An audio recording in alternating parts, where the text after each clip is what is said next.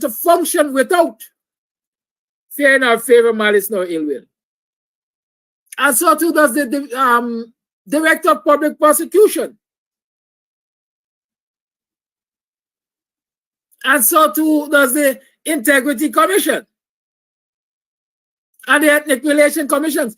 All of these gatekeepers, these people who are supposed to keep you in line in a functioning society,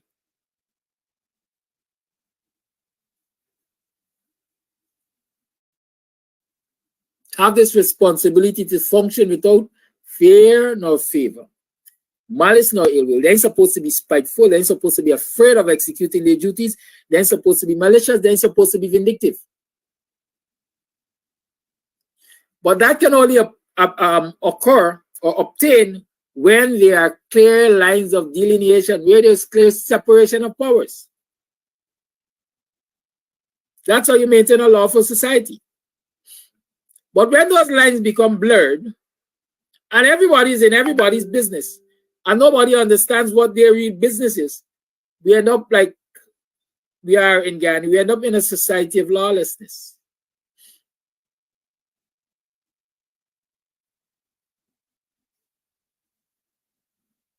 We end up in a society where a minister's son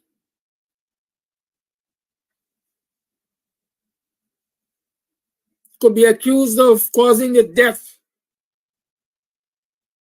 of a citizen through a motor vehicle accident,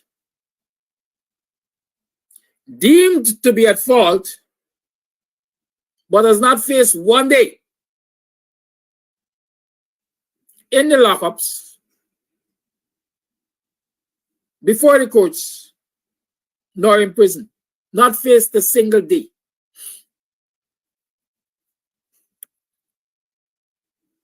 Not arrested, not booked, not charged, not placed before the court. Because as it happens in this country, the administrative, in this instance, the minister and the minister's friends,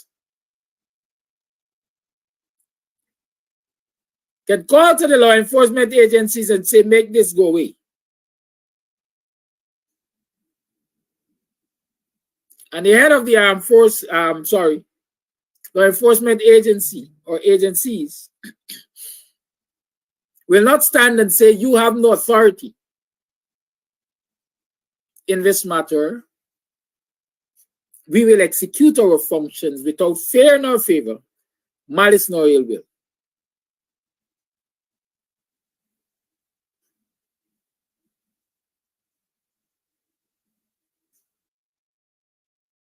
And so that matter can go away, and the family could be, quote unquote, compensated for the loss of life. Because we are so damn poor in this country. We're poor in mentality, we're poor economically, we're poor in ethics and everything. Money can wash our sins away.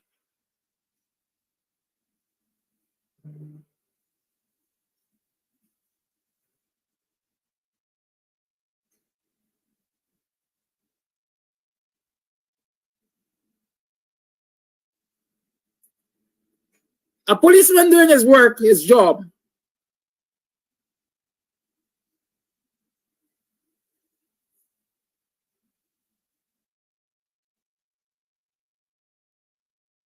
directing traffic and maintaining order on the harbor bridge, could be abused by two citizens.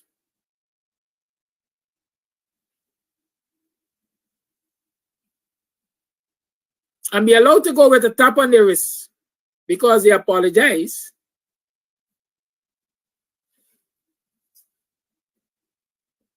And offer to repay or replace the policeman's mobile device.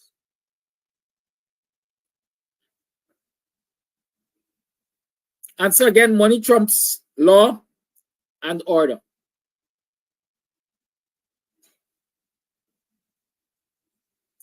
A sitting commissioner of police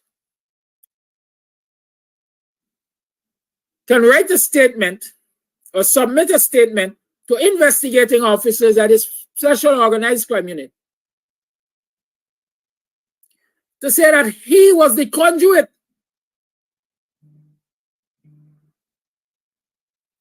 He was the conduit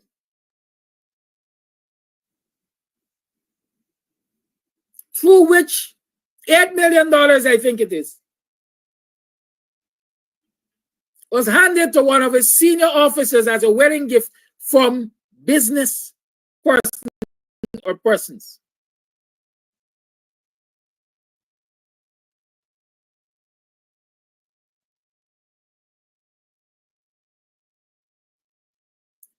And that acting commissioner of police can yet get the confidence of the administrative arm of government, so much so that they will fight or are fighting to make him substantial in the position of commissioner of police.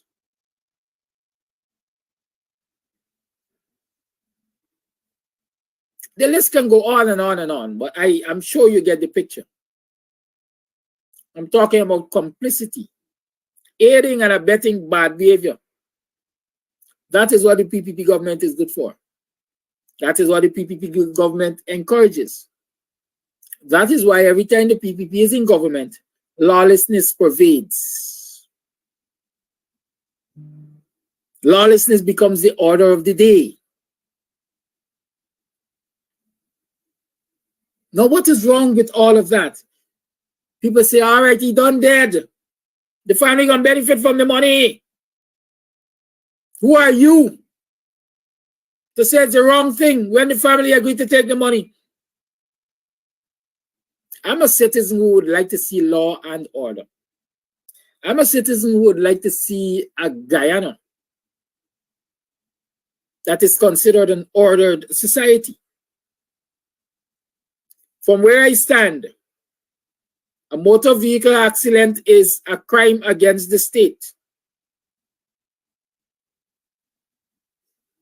because it is a breach of the traffic laws. Jumping the traffic light is a breach of the traffic laws. That's a matter for the state. You've committed a crime.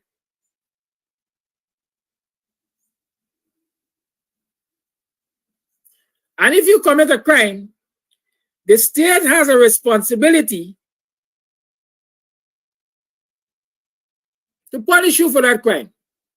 However fair they see it. Community service, imprisonment, a fine, cash fine, whatever. But the state has a responsibility to investigate, and where found culpable, make you pay for that crime. Could be a slap on the wrist.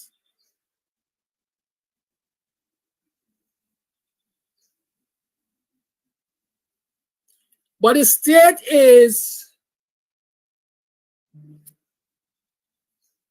failing to execute its duties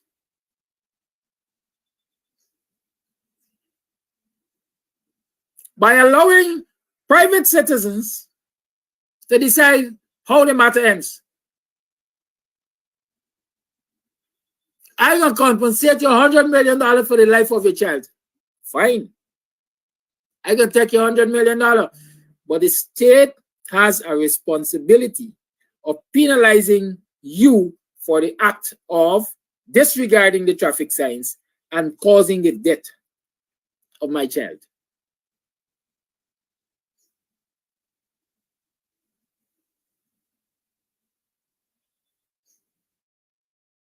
Let me tell you what happens in ordered society. In an ordered society, the culpable person will be taken before the courts. They will be charged. They will face their trial, and the courts will pronounce on the innocence or guilty in a criminal matter, a criminal matter, a traffic matter, a criminal matter.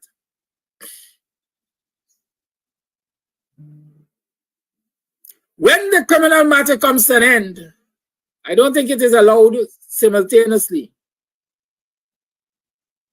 Based on the outcome of the criminal matter, the family will now sue. The family will now engage in a civil matter,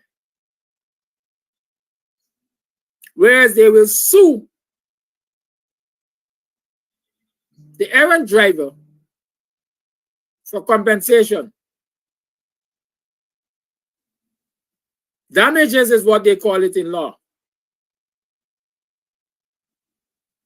For causing the death of the family member, for causing pain and suffering to the family, for robbing the family of future income from this person, and a long list of things the lawyers can find to put in the civil matter against the errant driver. And should the civil court find the errant driver guilty as charged, then the lawsuit succeeds and they're made to pay, maybe as we like to say, go through the teeth.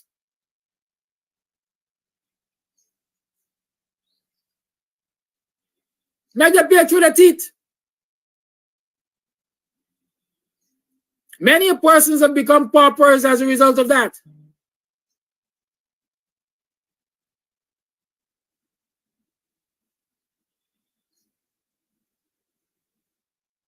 And so, when the law is made to function, when the separation of power is respected, and the law is made to function, and people realize that these are the consequences which they can face, they become more responsible in their conduct. I spent a couple mornings in the US, especially in New York, walking around with my partner. And I see some people do some jiggery pokery on the road sometimes. And despite the motorists are likely to be in the right,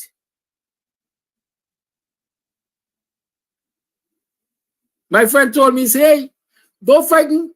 The motorists would frighten for him to touch you with the car. Wrong or right, that motorist would be afraid to touch you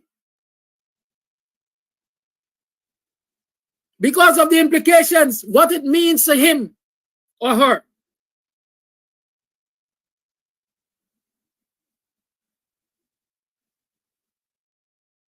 In GT, they see on the pedestrian crossing, they disregard that.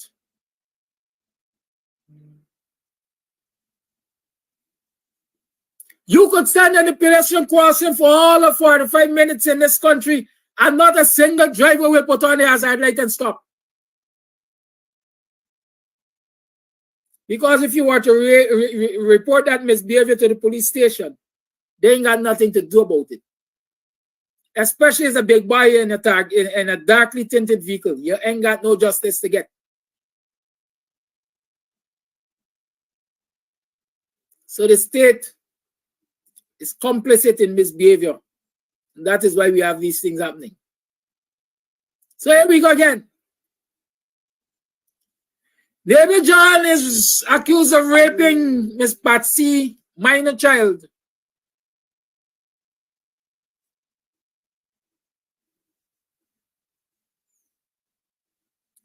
And they got a JP and they signed a paper for this allegation of rape. I'm going to give Miss Patsy $200,000 because she poor and she was broke down and she had shit in her pit latrine.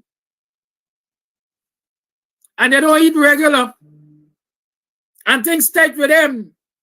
The children always look unkempt. $200,000 going to settle Miss Patsy nerve for a couple morning. Or child would live in mental turmoil for the rest of her life. But the state will turn a blind eye because they signed a JP paper for take $200,000. Miss Patsy is complicit in the rape of her child because she take money for it. The state is complicit in the rape of the child because they turn a blind eye because Miss Patsy take money. They have set a precedent for others to follow. And so people understand, or bad intended, wicked intentional people, whatever the terminology there, bad-minded people,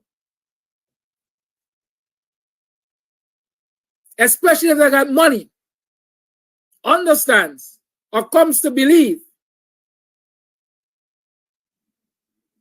that it's okay to rape and compensate the family. And so many more of our innocent girls and boys too will be raped, because poverty is so thick in the society.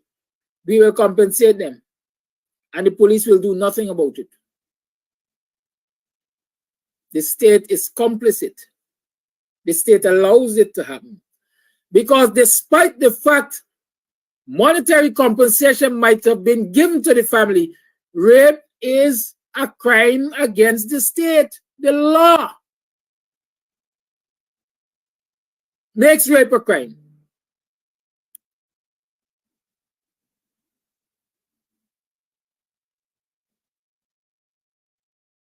And so all of these things disregard for lawful instructions, as in the case of the police. Indecent gesture, or whatever that charge is to be called when you show people your middle finger against the police. Those are all crimes against the state. They're contrary to the law. And any policeman in an ordered society who agrees to take financial compensation outside of the courts for a matter like that ought to be relieved of his job, ought to be punished for aiding and abetting the crime. And so any supervisor, senior rank to that police, who advises that he should take that compensation and let the matter be arrested, that senior police is also complicit.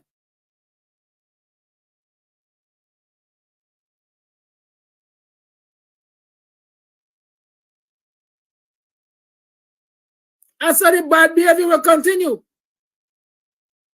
And the moneyed class will continue to compensate people for all of the ills. And the Don Stokes will believe that they too could do the same thing that the money class is doing. And we got a society that is disorderly.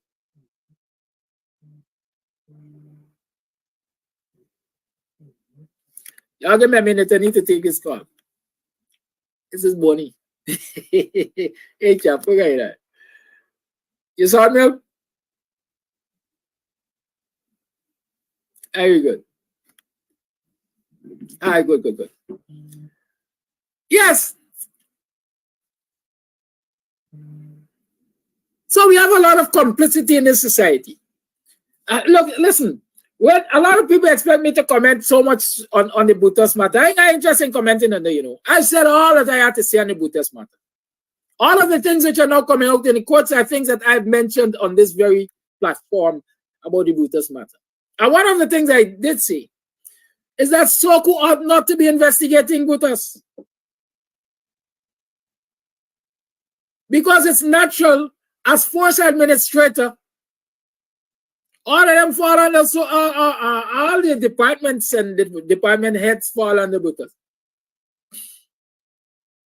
But it has been revealed again, allegedly, that the head of SOCU, Karimbash, was also a conduit for some of this money to Brutus. How then can you investigate a crime which you are complicit in? Since you're accusing this man of committing a crime, and the records show that you allegedly function as a conduit for some of this quote-unquote ill-gotten gains, how then can you investigate it?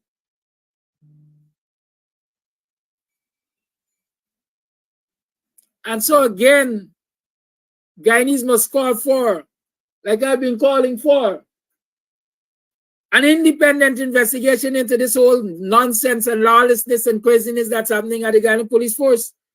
The Commissioner of Police ought to be investigated. Commissioner of Police acting. The head of SOCO ought to be investigated. And every policeman who was had in some way, shape, or form anything to do with, quote unquote, this ill-gotten gain or accumulation of this ill-gotten wealth, allegedly by Brutus, ought to be investigated. So then the police can investigate the police. We have to have an independent investigation if we're going to get to the bottom of this matter. And then you're going to find, for example, an allegation which was made years ago, and I did mention, that the head of the police construction department, I think they call it stores, I can't remember what they call it, but the head of the police construction department, the only procurement specialist in the Guyana police force at that time,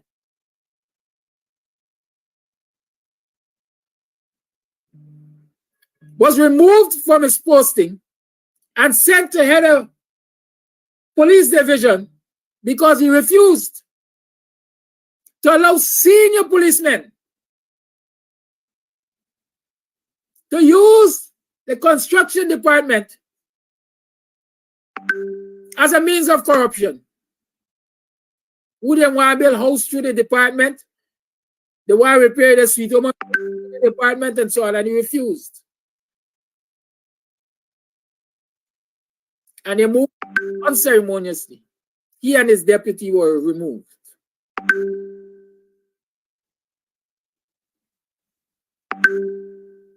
There is always more in the mortar than the pestle.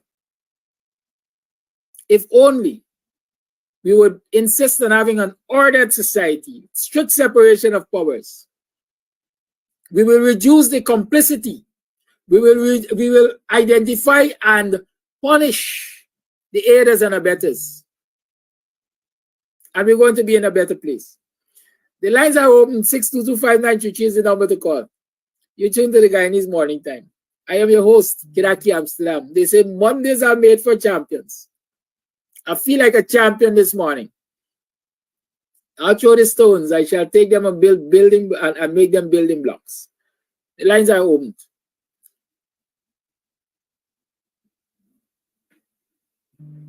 I'm waiting.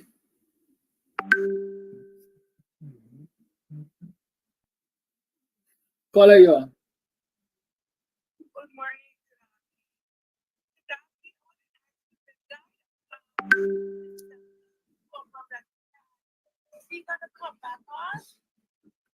Okay, that program, we're going to have that program Thursdays from 6 to 7 weekly.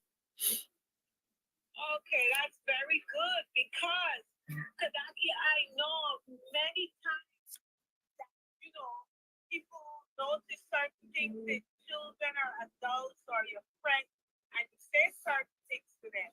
And quickly they just say like, no, it's not that, it's not that. And from what the other guy has said, when he stood up in New York here and was ready to say, just in the track. I don't know whatever came across him and he didn't think with him. And he said when he went there and he spoke to them, people was like, I guess there any change of the way to talk. Then he said, oh, it's one of me, and then they start listening. But, I think, regardless of what, we all are guilty of that type of thing when someone sees something in us and they try to call us or try to do things. I don't like to openly think, but you could pull the person aside and say, well, look, so. And they don't accept it. The first they're ready to word this. Oh, you from foreign, you are that different story. It's not different story. Some people have the exposure of it. I had family members who moved on the other side. And you could see where they started as a little child. I used to visit their home. And I see where some of them start to wake up their eyes or they hold their head like something is going on in their head there. But we had things to like doctors to say, well, let me check the brain to see what's going on. No, the baby fee had it. You have to get big money to pay those things. But when you come outside the other side of the world, as soon as you get the headache, the first thing they're looking for either is that aneurysm is number one thing that's affecting us. People doesn't have to be Black Guyanese or Indian Guyanese, that affects everybody. But I have a co-worker that affected me, myself, when he talked today, and he never said that he wasn't feeling well. Next morning, his mom reached out to me, and I was like, what happened? He go out and stuff and stuff. And when he dropped me off, he took us to sit down and talk for a while. Next thing I hear, he died in his sleep. That affected me. I had to go see the doctor because I wanted to know how I didn't see something in him, but he had an aneurysm, and that's what happened. An aneurysm sometimes it gives us like headache, and you don't pay attention. You have to go immediately because that's vessels in your head that start to burst and everything. But to that is very, very. I was crying when I was listening to it because I remember you said the time, and I did not get to look at it. And when I got to work, I looked at it over and over again, and I thought, I see, and I understand what's going on. But I mean, it's for 2 days also. So that I would want to say, thank you so much. And so that is what you're talking this morning. Those are things that have been going on for years.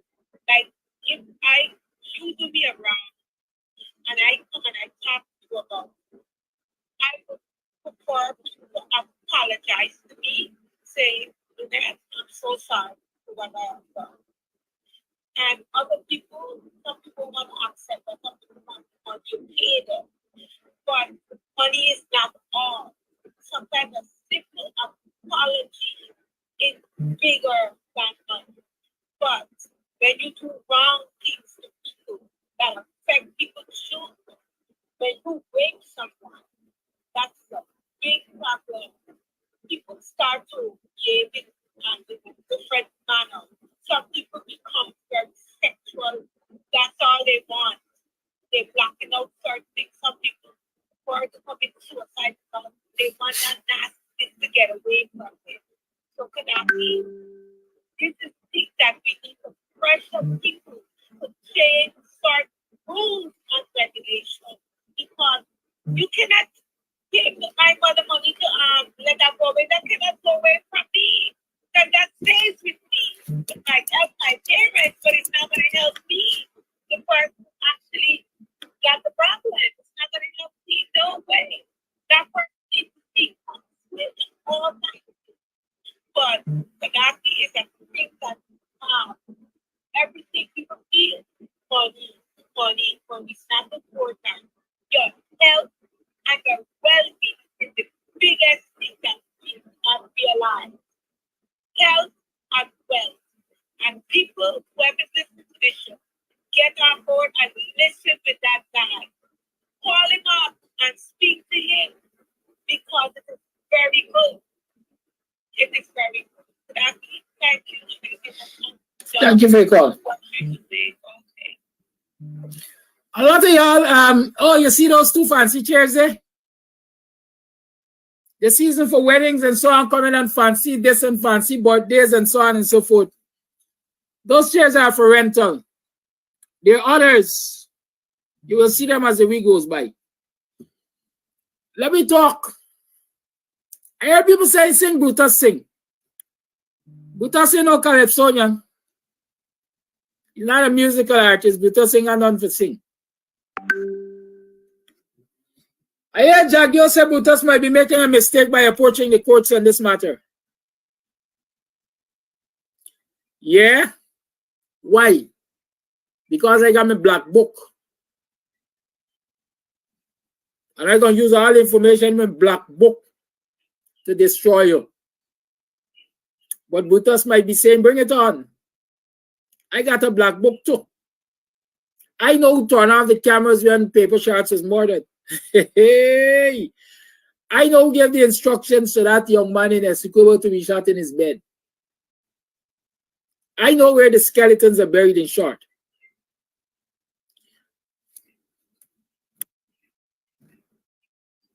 But I believe that somebody who has a lot to lose over this fight is going to step in and say, hey, now rest yourself, y'all don't know the thing. Let me up and kiss up and make up. You take your benefits and go quietly into the night. And so we're going to save the whole house of cards from falling down. That's my bet. So those of you who want to hear Brutus sing and this body sing and so on and so forth, if you want to live long, don't hold your breath. Call your life. Yes, good morning to you and all my black brothers and sisters in Guyana. Happy Monday. I'm not asking you no question. I'm only going to mention these words to you. I don't know why you don't want to become Prime Minister for Guyana. And I don't know why you stop mentioning that put me in office. I put them and jail them. I made God run away with that train. But anyway, it's not too late to do the right thing, my brother. You know, as I was going through my files, but let me say this first about my magnificent, beautiful African queen, my vice president. Oh God, it was yesterday. God of mercy. I never knew that my sister, born, are you still there? Yes, I am. Born the same month like Flash Gordon. So when I heard the news Saturday that tomorrow is my vice president birthday, I said, no one could talk like that. It's no wonder she's so bright like Flash Gordon. It's no wonder when she going, when she was a senator, when she asked questions, she said, okay, let me move on because I know you cannot answer the question. I will not answer the question. But I'm 4 years older than she. She born 60, I born 60. I born in 10th. No, I born in 10th and she born in 20. I am so happy this morning to mention it. And let me say this to all, to Jagani cabinet. Don't believe you're waiting on that wicked guy for who's a black man to eat, dog and cat.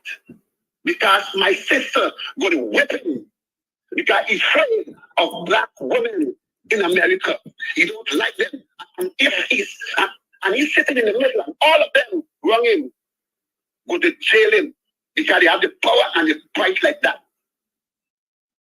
And to all them supporters, don't wait to say, okay, Donald Trump will win the election. No. As long as God alive, that woman going to win. I go cut the thing tomorrow. Thank you very much for your time. Thank you for your call. Lines remain open. 6225933 is the number to call. You tune to the Guyanese Morning Time. For your information, Flash Gordon, I would love to be president and prime minister of this country. I would love to be prime minister of this country. But hear what? Right now, I would love to see the back of the PPP. That is my sole focus right now, to see the back of the PPP. Once I see the back of the PPP, we can talk about prime minister and president after. I want anything that can come in the way to upset the apple cart. I want to see the back of the PPP. Call your life.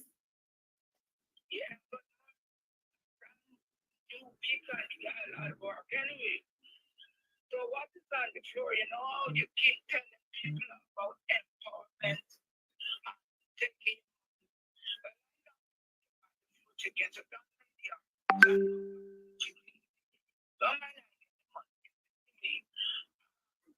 you know, Kadaki would talk about doing work and so try to be employed, trying to type of work. But you know, sometimes when you do get those jobs, some people just look down. Would go and clean buildings, get places clean. But I went through a traumatic thing last week. And when you sit down and you study, The amount of work you put in to get a place, bring it, get it clean. The type of things that you go through and then you finish. The type of rhetoric you hear. You know, it does break somebody's spirit. Imagine the person offered was had to do this place for $35,000. The body didn't take that person, they took me. They offered, they gave me $5,000 a day and still could have gone behind my back and report that they should have given me $4,000 a day. Now, when you want to empower yourself to be self-employed, and you stop to think this, well, I'm big. A young person might say, you know what? I don't try to be self-employed.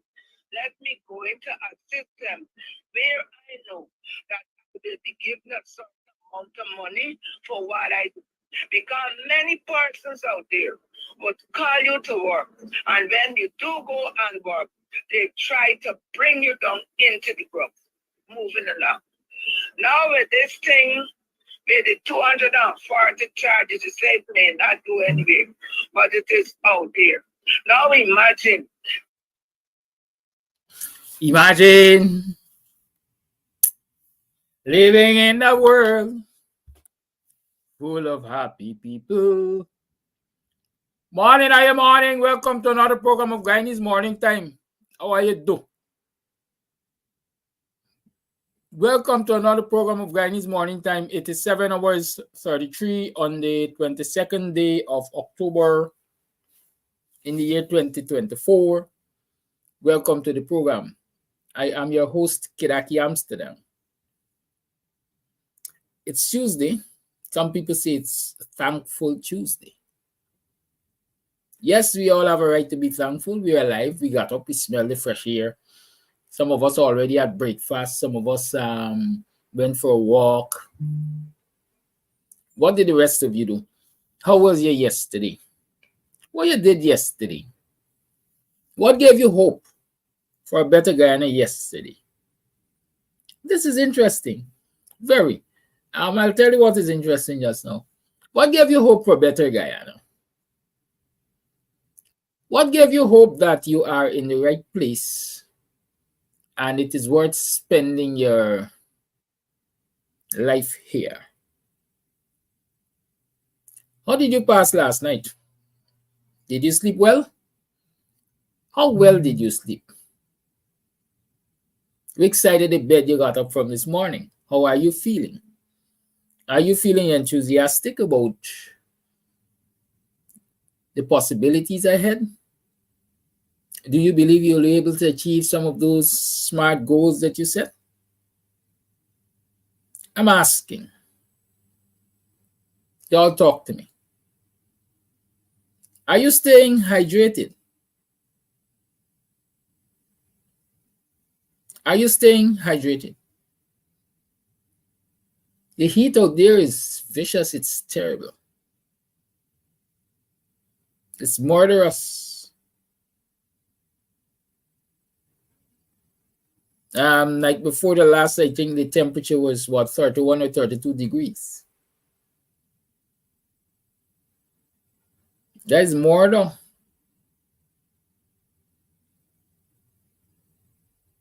And so I hope you're taking the necessary steps to safeguard your health.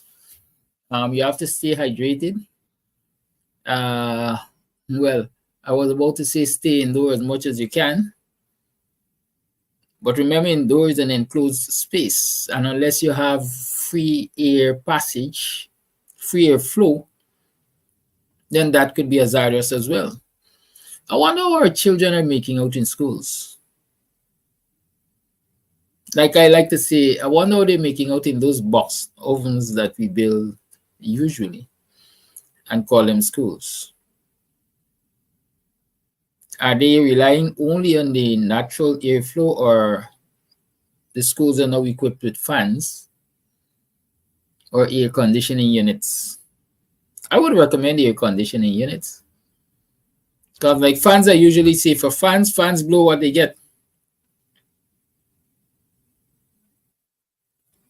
And And if they are getting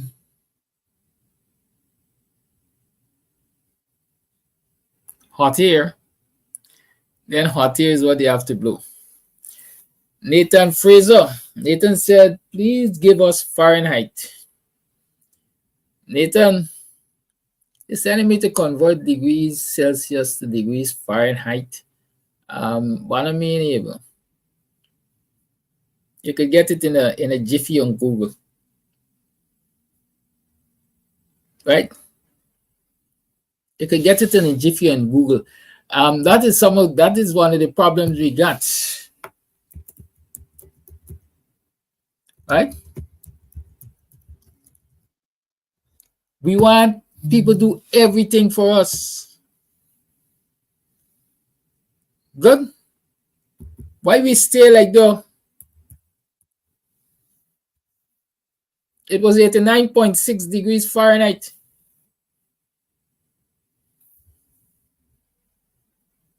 Make Google your friend, man.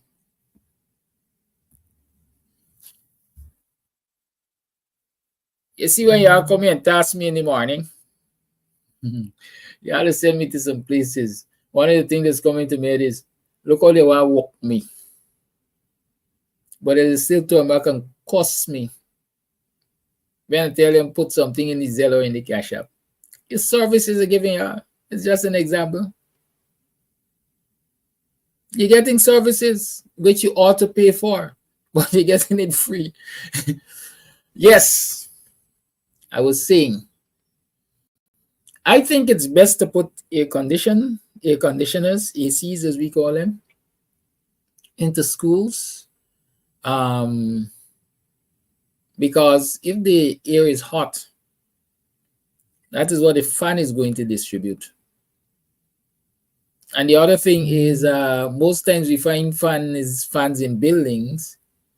We are talking about the old generation of fans. Fans are more modern now. The fans that people are referring to as AC fans,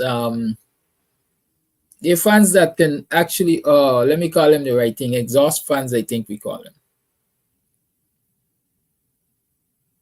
One section brings in fresh air and the other one pushes out the foul air. They do that air exchange. But we have a government and we have public officials who treat the money that belongs to the citizens of this country as if it is theirs to keep and not spend on the well-being of the citizens and the development of the country.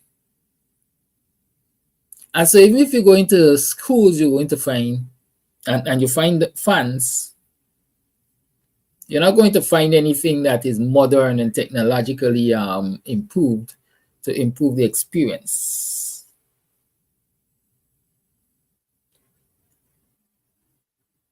Of cool air or a cool environment for education. But it's more than that. I remember a few months ago or weeks ago when schools reopened, the teachers at Annandale Primary had to basically gonna sit out, gonna strike, bring everybody outside, and outside the heat was unbearable. So, and so they eventually went on Facebook and complained that for weeks prior to school opening, since the closing of the previous term, they were in contact with the Ministry of Education, Department of Education Region 4, indicating to them that they had electrical problems at the schools. Right?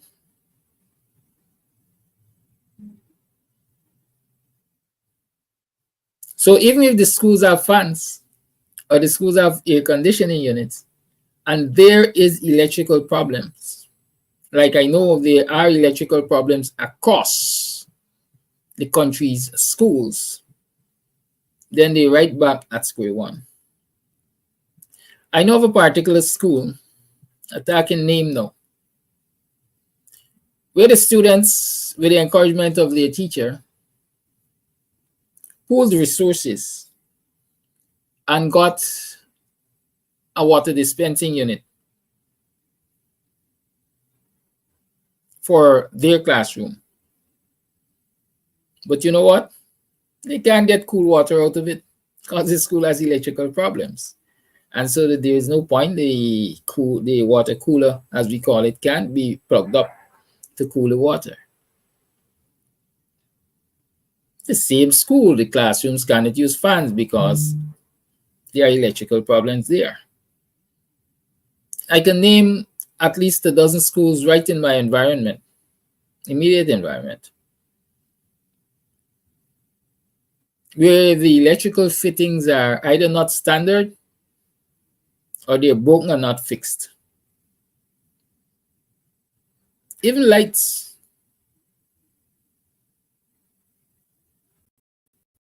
Even lights. And so this is a dereliction of duty on the part of the school's inspectorate, because I think it is the school's inspectorate which is responsible for inspecting the plant facilities and ensuring that it is good, it is in good working order. Just as the education officers are responsible for inspecting the teacher's record of work, etc., to ensure that they are in good order. I can't remember, but I think there are about 42 standards that should be met on an educational plant facility for it to be deemed functional and safe for students and teachers, learners and educators. I must go, I doubt whether I can find that document, but I must check among my stuff to see if I can find that document. And let us talk about educational standards and the failings. Because even as we are constructing new schools,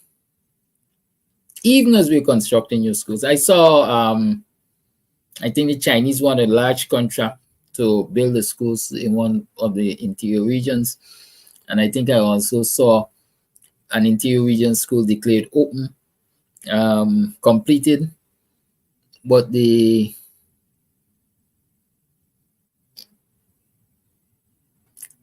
are visible signs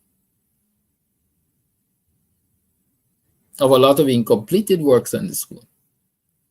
But even as we're building schools, we're spending big money, we're spending our money, let's say, to build schools. We're not building modern schools. In this day and age, learners are placed in an open space. We used to say growing up, open sepulchre, separated only by blackboards or chalkboards, whichever you call them. And the average blackboard has 8 feet in length, 4 feet in height. And when you show that up on legs, it becomes about 8 feet high. It can be 8, maybe about 6 feet high. Yeah, just about my height. 6 feet high by 8 feet long, wide. And the classroom is usually maybe about 12 feet wide. So even if you're sitting in a class separated by a blackboard, the possibility is you're going to get line of sight into the other classroom. Or even if you don't get line of sight into the other classroom, there's no real sound barrier. There's no real sound barrier. And so children who are not, who cannot be as focused as others will be easily distracted. What is lost in terms of assimilation of the lesson being taught. But we're talking about modernity. How much more will it cost? How much more will it cost us to have walls separating our classrooms? Because those walls separating our classroom could double as our chalkboards. both sides, chalkboards. Notice board. Because the walls are going to be wide, you select a particular section for a chalkboard. If you're using multimedia for teaching, which is recommended in this year, and I'm talking multimedia, we're talking about projectors and laptop computers, etc., connected to the internet and so on. So if you're using multimedia to teach, then a section of that wall can be your whiteboard or your projection screen. They will last longer than if you were to buy a whiteboard or a projector screen from the source, because they will be quote unquote unbreakable. And so in the long run, that wall will be valued every cent that is spent on it. All you have to do ever so often is maintain it. Ensure it's cleaned and primed and painted over so that it always maintains that good look. It keeps out the distraction, it keeps out the noise, and it takes us into some amount of modernity. If you have a room that is properly enclosed, then it is easy for you to put an AC unit to cool that room. You might not be able to do it all at once. You might not be able to put AC units during the construction of the school or as soon as it's constructed. But that is what planning takes care of. We can plan to build the school this year within our budget with certain standards, because we know that the next step is that we're going to put cooling units inside. And so we build it in such a way that it can accommodate cooling units when that time comes. And so another year or two down the line, we budget for cooling units for these schools and we have them installed. These are necessarily long-term projects. You might not be able to achieve everything at the same time. But if you're a good planner, you will plan in phases. Well, first phase of this project is to build the school, construct the structure. Second phase is to furnish it with modern amenities.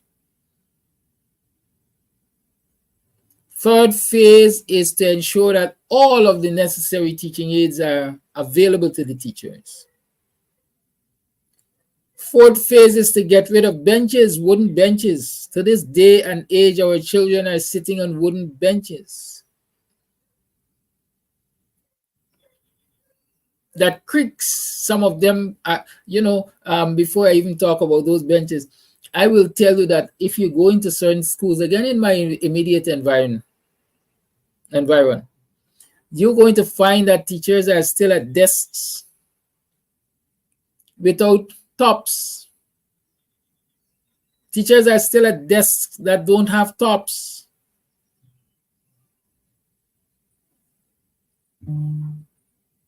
Teachers still have to move from classroom to classroom to find a chair to sit on in this modern era.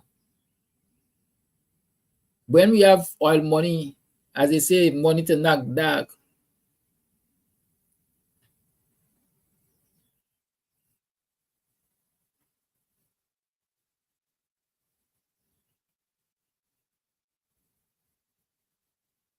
well, only Vanessa Yone talks about the bathrooms. Well, that has been a sore point forever. That has been a sore point forever. Teachers still can't use a bathroom on the plant with comfort.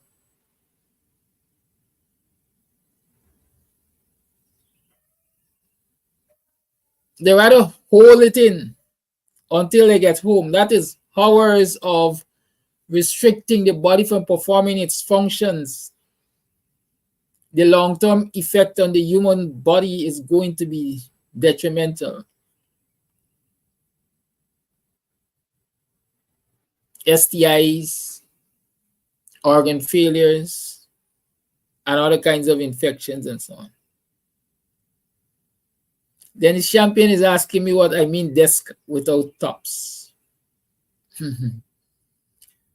Well, I don't know if how to explain desk without tops, Dennis. They got 4 legs, they got structure, but the top is no good. Either it is loose. UTIs, thank you, not STIs. Doreen, sorry. Right. Yes. The desktop in no condition to be used. You can't really work on it. You can't place anything on it. It's unkempt. It's rotting. I don't think it is a case where the government cannot provide the facilities. I think it is a case where the government doesn't prioritize the provision of the facilities. And since the unions are weak, like straw in the wind, teachers go through this and they go through that because their shop stewards and their union reps don't stand up to the government and say, we're going to shut the school down. And the Parent Teachers Association too, don't say we're going to shut the school down because it doesn't meet the minimum standard for safety of the educators and the learners. Expose the electrical wires.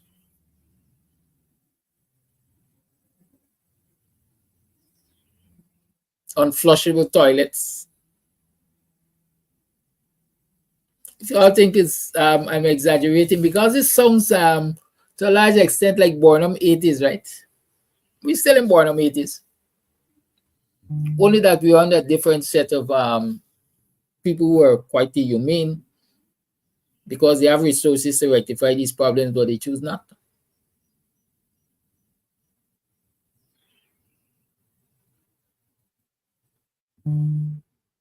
Does it mean that the government doesn't care about education and the safety of learners and educators on the plant? I would want to think so. Because the PPP is a transactional government. They're all about business. If they don't see profit making for themselves and cronies, they don't see importance. They don't see importance. And because the government has become callous, or because the government is a callous one, the people who work for the government, they themselves have become callous.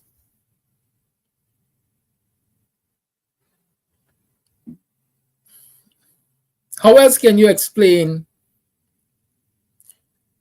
learners complaining to educators about things that are normally shunned, looked down upon, considered taboo,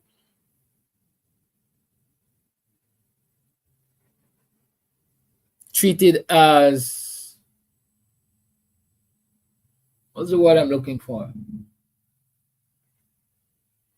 Not acceptable conduct in the society, but the educators simply turn a blind eye to it.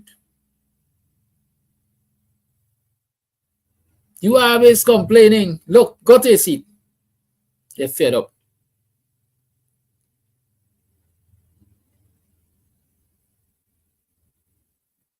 Cavalier in their attitude toward learners. Look, me never got to no class today. I'll take out your book and read. Why you never got to no class today? Because I studying how I gonna pay me like bill tomorrow. It's due tomorrow. I pay me utilities tomorrow, they're due. My child has a class assignment for which I gotta find $2,000. And where are you getting it from? So I say, don't you hurt me head. I don't want y'all hurt me head neither. Or additionally. I never wish I could take one of these brick and pelt certain people on the head. Because it might give them some sense. Right?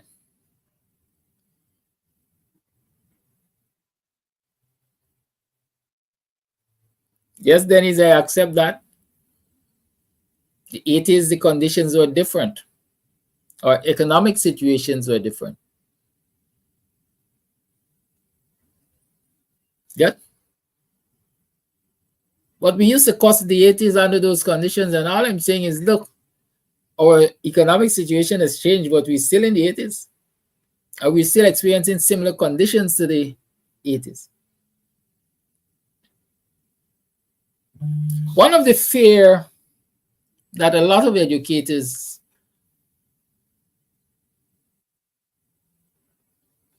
are walking around with right now is this fear of tuition-free education at the University of Guyana. Why are they scared? Lecturers should be happy for the children, for the learners, for the academics at the University of Guyana. The academics certainly are happy or should be happy that they don't have to find tuition fees to further their education. But here is what I know, and many people who know the PPP and have been paying attention to the PPP over the years. The PPP doesn't like the University of Guyana. They have no love for the University of Guyana. They're not going to invest heavily in the University of Guyana. And the evidence is already out there. Look at the allocation in this year's budget for the Gold Project, which is an online learning excursion. Look at what was budgeted for the Gold Project versus what was budgeted for the University of Guyana.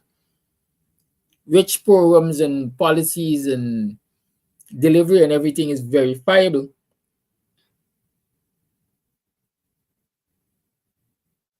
Look at the allocations for Gold versus the allocations for the University of Guyana.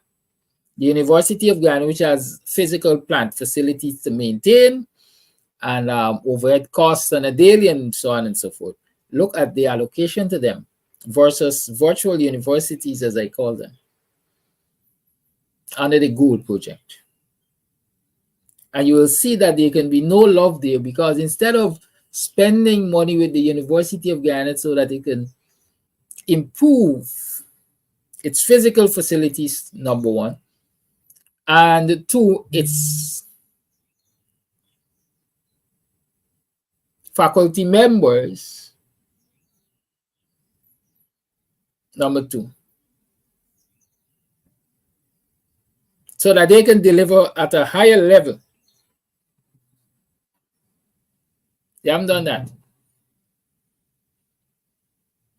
And the university is struggling right now to do a lot of the things I mentioned, despite the fact that it currently collects tuition fees. It collects tuition fees. And if I am correct, it also receives well, I don't even have to wonder if I'm correct. We see it. It also receives a subvention from the government of Guyana. And so despite the fact it's collecting fees and receiving that subvention, it still struggles. It still struggles. Many of its lecturers are first degree lecturers or first degree holders, what we call them bachelor's degree.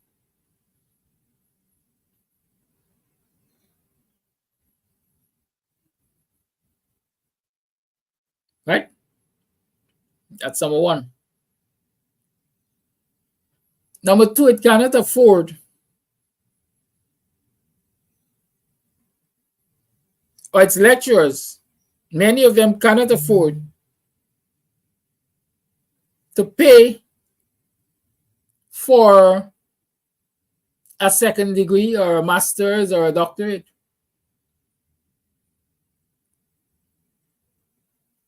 And so, like I said, and I'm going to tell you this, I never said it before, and I'm saying it now. No disrespect to the educators at the University of Guyana, because given the little that they have to work with, I dare say they do a darn good job.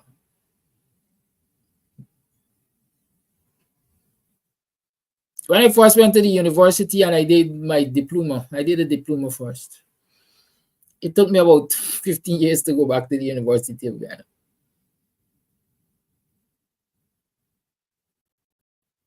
Because back then, when I looked at the quality and quality of facility and everything else, research facility and everything else, I said this is an overrated secondary school. And I stopped going after my diploma. I don't think I've ever said that to anybody, but I'm saying it now. That is why I stopped. This is an overrated secondary school, man. I'm better than.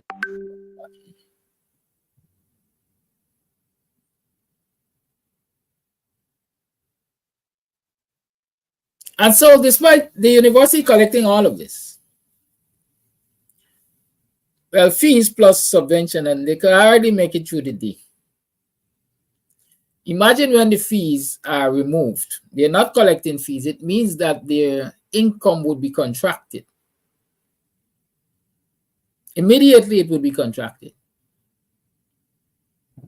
So they now are reliant on, or now will be reliant on, government subvention. The questions we have to ask: is government going to double, triple, or quad the subvention? First and foremost, the first step is to ensure that an allocation is made to cover the lost fees, tuition fees. Because by now there must be an average of how much the university collects annually in tuition fees. So the first allocation, in my mind, the first level of allocation to be considered is to replace the lost tuition fees. So we got to put that in.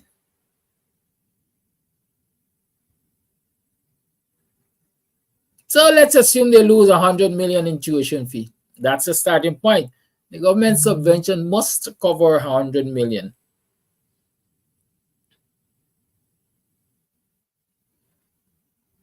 And then we have to add to that 100 million enough to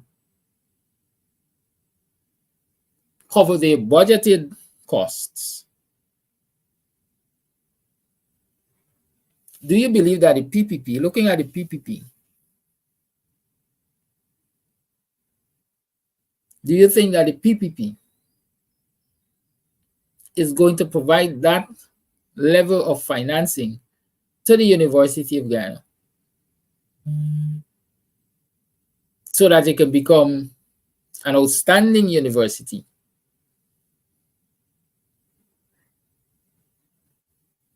Even within the Caribbean region, or the most outstanding within the Caribbean region. Do you believe so? I doubt it. I doubt it for several reasons. First and foremost, we know the PPP has a scorched the earth policy. And that is, if we don't control it, we'd rather see it destroyed. The PPP has been making moves for quite a while to get full control of the university. Not so long ago, it increased the size of the board and the number of representatives the government can have on the board and the number of persons the government can name to the board and all of that. So they have been making moves to control the board of directors at the University of Guyana.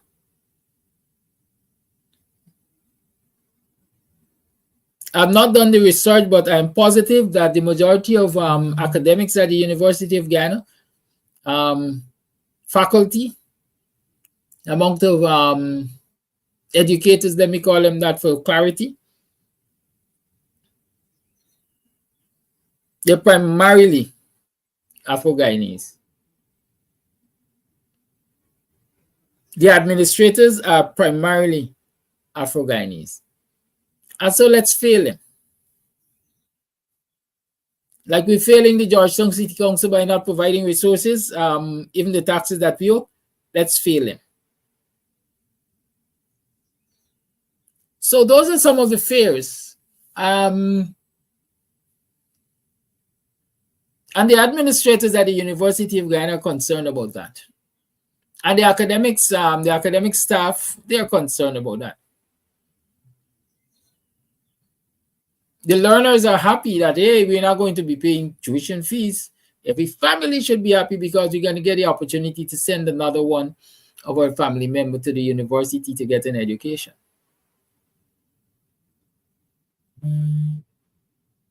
But are we going to stand strong enough to ensure that the government of Guyana provides enough so that our people can be properly educated and their educators can be properly remunerated? So much so to stay or want to stay with the University of Guyana, because it's simple. When conditions become bad, there's a freeze in salary, and working conditions are not good enough. The educators, I'm sure many of them will find other options, even if it is to migrate and become a regular classroom teacher, because the remuneration will be better than they are getting at the University of Guyana. And so then we will end up with a challenge like the ones we had when the resources were not available. Shortage of lecturers at the University of Guyana. So when I ask certain questions about the announced policy of no tuition fee at the University of Guyana, I ask because I want clarity from the government. What else are you going to be doing at the University of Guyana? Is it just removing tuition fees? How do you guarantee the financing and growth of the university without tuition fees? And then there was a recent announcement that tuition fees will be removed from every tertiary institution in this country under government control. It means the Government Technical Institute, the Guyana Industrial Training Center, that's GITC. It means that the Linden Technical Institute and Borby's Technical Institute, no tuition fees will be charged.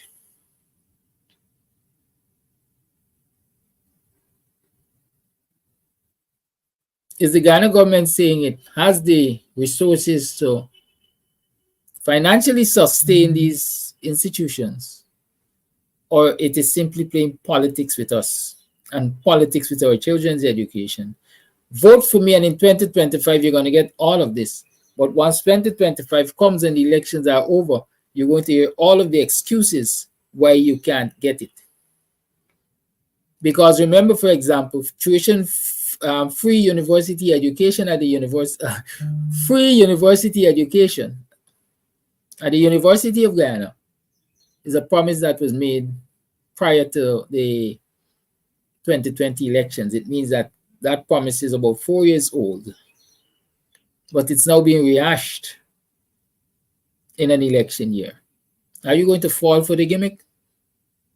Are you going to take the fair promise? Are you going to be just another fool, falling into the PPP's traps of promises? Y'all work that out. It's 10 minutes past the 8 o'clock hour. I'm going to open up the line to you just now. But let me acknowledge the people who helped to make it possible, because they choose to, among other things, advertise with us. And so we start with Ashton's. Running around like headless chicken. Go to Ashton's Marketplace for whole and cut chicken, beef, pork, processed meats like bacon, beef franks, smoked ham, ground pork, calabresa, and lots more.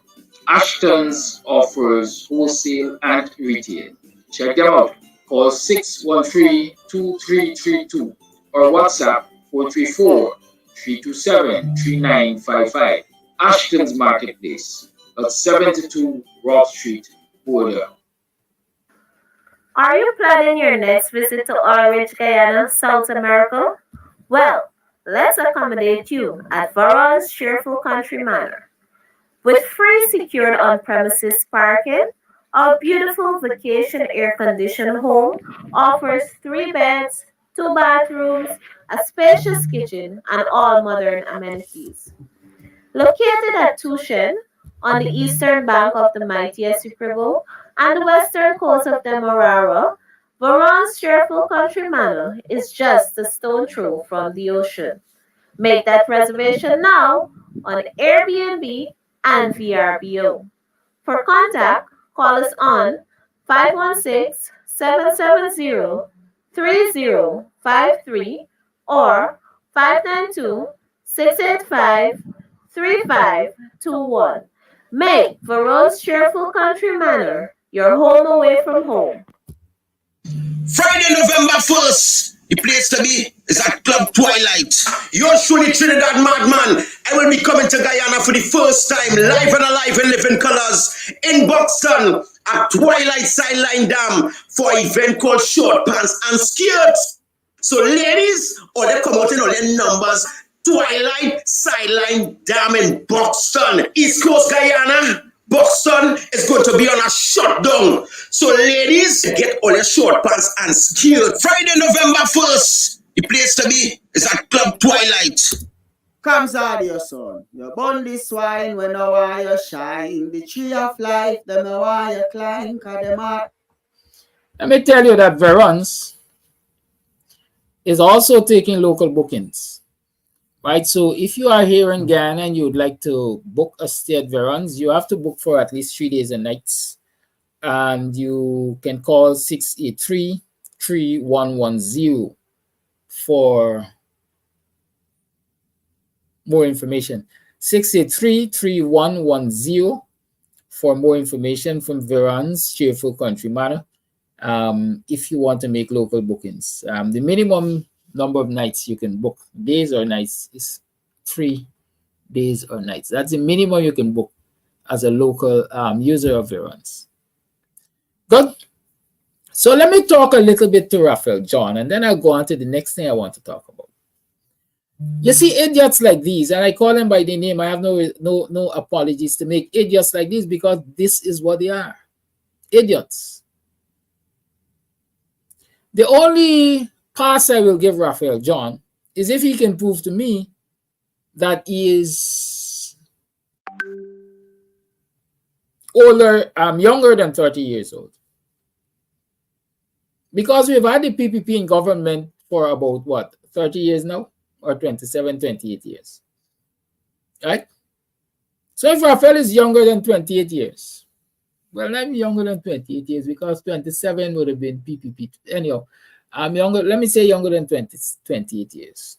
I will give him a pass. Because the nonsensical question is this. Well, the PNC is not the only political party that rule over Guyana. The PNC had 35 years. How come none of it was done? Why are we asking these questions when you had the ability to do it and did nothing? Let me start from the point of view of saying this, Raphael,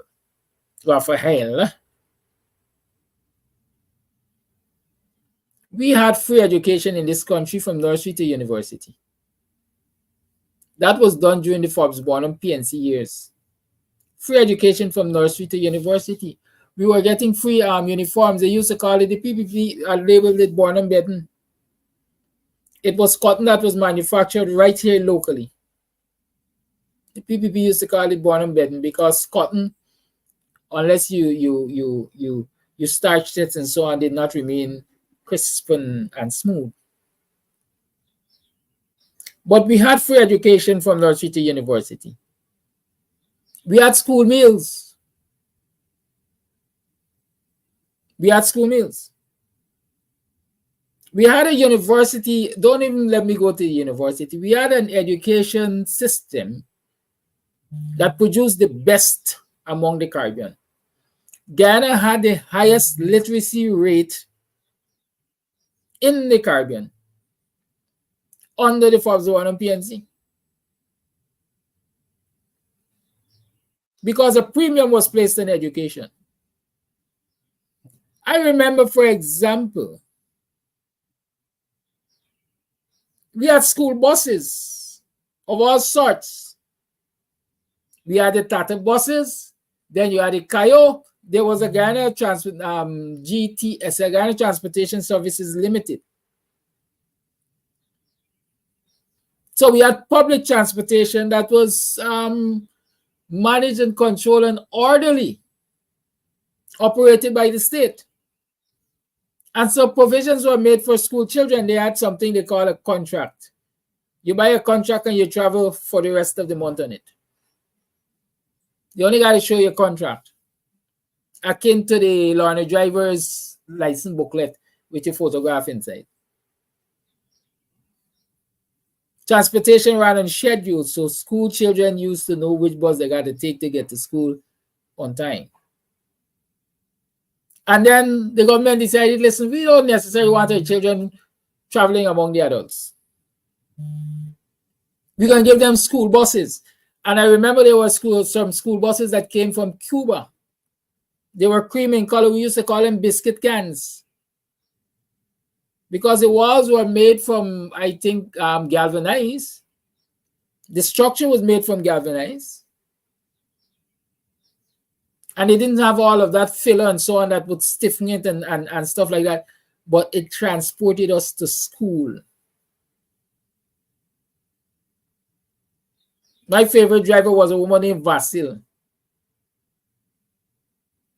I know there's still a female driver who now works minibus. I'm trying to remember her name.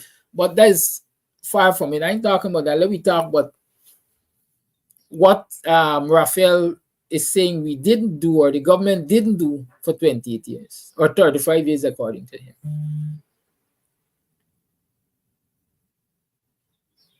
Education at the university, from nursery to primary, from nursery to university, was free. The only thing you had to do back then, I think, was to serve national service. You had to give back to your country. Having achieved free university education, there was something called national service. It instilled nationalism in many of the citizens of this country.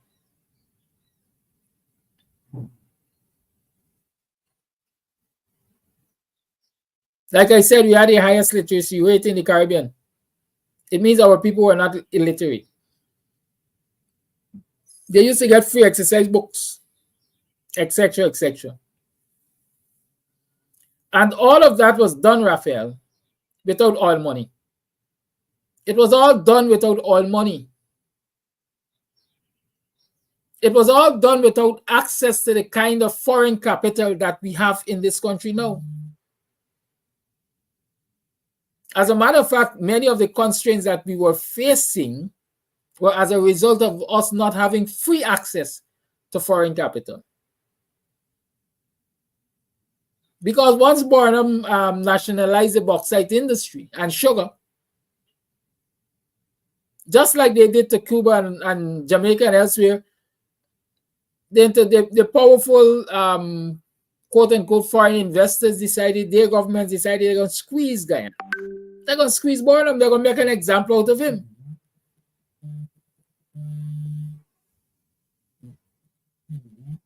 And so the challenges were there to overcome. But yet, the policies of the government catered for the upward mobility of the citizens. You didn't have this indecent wealth on one side and this disgusting poverty on the other. So, Raphael, go educate yourself before you come and ask the nonsense. It wasn't done because it could not be done because the resources were not, well, it was done, quite frankly. It could not be done to the level that is possible now because the resources weren't there. The resources weren't there. Policemen, public servants in general were well respected in this society under the Forbes Born and PNC because what? They were treated with respect because they had their education and respect was given to their education. They were allowed to function.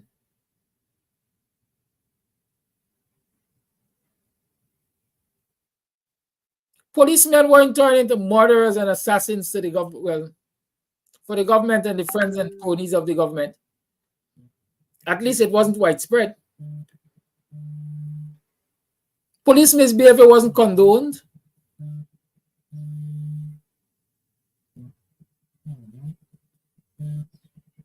But here we are in 2024,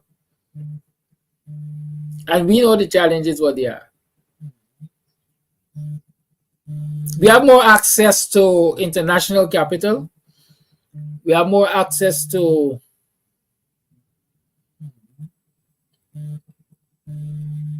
foreign direct investment. We have more access to income generated from our natural resources. But we are poor as a people. And so, Raphael, I'm very, very sorry for your ignorance. But like I said, I'll give you a pass if you're younger than 28 years. But I will encourage you, go do your research, go educate yourself. Don't worry with the PPP forcing down your throat, and then come back. It aggravates me seriously when it is people come onto this program and they ask this kind of nonsense. It is really, really aggravating because knowledge is out there, information is out there. And unless you're intellectually lazy, you will go and find it.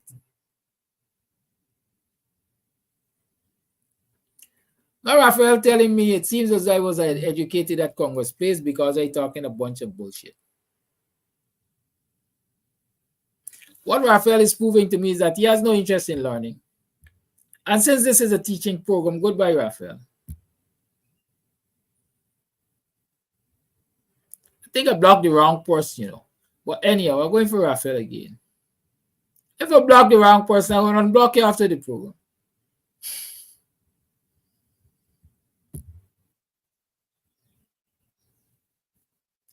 So Raphael is gone. I blocked him. You know why it's aggravating? Because you cannot speak the truth. Yes, you have a major issue with the truth.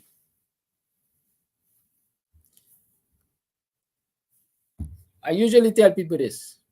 You can't stop a man from believing what he wants to believe, man or woman. And so I don't usually waste too much time trying to convince people as to what they should believe. But I know I wouldn't waste my time trying to convince them. That is why Raphael is gone. You can come back with another name, but follow your life. Caller, you're on. Caller, you're on. Caller, try again. It's 25 minutes past 8 o'clock, caller. Let's take our calls and our voice notes and so on.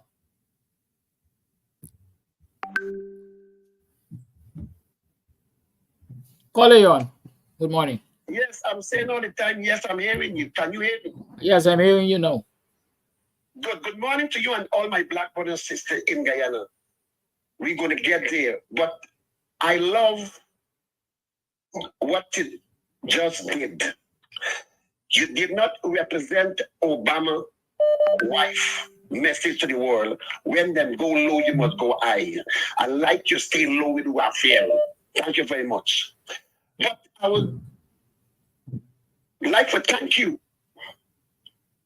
for your response to me yesterday, word to word.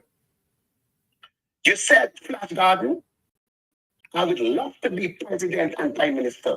But right now, I'm going to put a little bit more sugar and pepper in it. But right now, I'm not focused on that. I already have a leader ready, and it's my duty to rally behind that leader. Let me trust him and verify him. Let me give him some support. But what I want to see, the back of the people that go, that anything could come after. I do hope Mr. Niger Hughes listened to you yesterday, and Mr. David. Because if they really want to see the back of people that go, we would have done our coalition and get the fire burning in Guyana. Just how Jack did them plan since January gone to drop a bombshell 2000 with it 100,000. We would have drop our bombshell, and our bombshell would be on the boots on the floor, boots on the ground. We would have got businessman phoning January them like, hey, you got to answer the different call. We losing millions of dollars. But we did not have no plan to drop our own bombshell. Let me move on. I always call in your program, and to me, he's crying. My brother, if you're listening, if I'm bored, sorry, I'm scared or something like that. My grandmother teaches us garden. In this life where you're going up, nothing comes to black people easy. You got to fight for it. You got to line up for it. He said, do all of it because it belongs to you. Take it. Because our ancestors fight for it. And they fight for freedom for we. And we must continue fighting for freedom. Stop calling and tell about this project and this contract. The police is in power. But we have power. Why you believe God gives black man more power than any other race? Tell anybody like John said. Because no advantage will be taken on us. And he gave us power to represent ourselves. That's why he makes sure they have a rule in every country that the citizen of the country have a right to protest when they're not getting fairly treatment. What belongs to them, they have a right to bring the government down and out. We have to start crying. Let me remind my black brother and sister 2020 election, them only tell themselves that the only government must control the island, must rule black man, must rule country, and they fight and fight until they win. Today we are not fighting and say, hey, these people that got to come to the office because they're fighting our teacher education. Now look how we talking about this 100,000 every day. We representing when I'm calling job the bank. But when we represent and demand, our teachers go back in school, our children get them education. We did not fight the way how we supposed to fight. Like that. But all the talking, coming on program and talk. I stop the talking. Don't wait for Flash Garden, come and fight. Garden get old now. We don't do my part already. We got to get boots. We got to get boots. Everybody want to be chief and not Apache. That's not working, Guyana. Thank you for your time. Thank you for your call. Hector Messiah, kindly check your device. I just confirmed that there is sound. So you will need to restart your device or something to that extent. Please and thank you. Voice note. Kadaki, bless and good morning to you and your listeners this morning. With respect to Bharat Jagdeo and Brutus, I don't know if I called his name correct. Realize that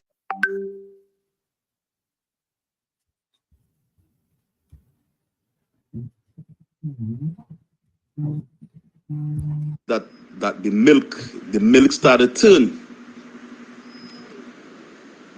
So you're talking about Brutus feel like he have some relationship with the PPP, but he don't know the PPP. Karaki, what is most disturbing? Bharat Jagdeo seems to know a lot what it is going on, and that is frightening. Listening to Rickford book, I couldn't listen to him. I couldn't listen to him last night. I listened to him this morning. I would get up early and listen to Rickford book with the Attorney General Karaki. The fastest all they could get them people from which part they are and replace people with competence and honesty and dignity and integrity, the Guyana will be a better place. Having these fly-by-night president and vice president and attorney general, Kakaraki has seen a dark cloud hanging over the roof of Guyana. The fastest all they could move them people from where they are and put them in a place that they wouldn't have no return. I think Guyana will be a better place.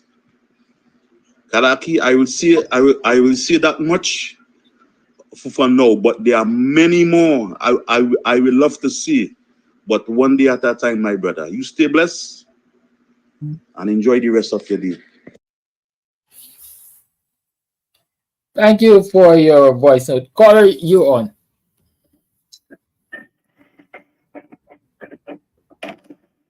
Caller, you're on. Are you in traffic? Good morning, brother. Good morning to all viewers to the program this morning. First, let me say, I want to ask a question. If there is supposed to be an investigation by Suku with Deputy Commissioner, I think, no? Brutus, why don't they widen the investigation? For that matter, investigate all the top brass of the Guyana police force. Investigate the commissioner, investigate everybody. You know?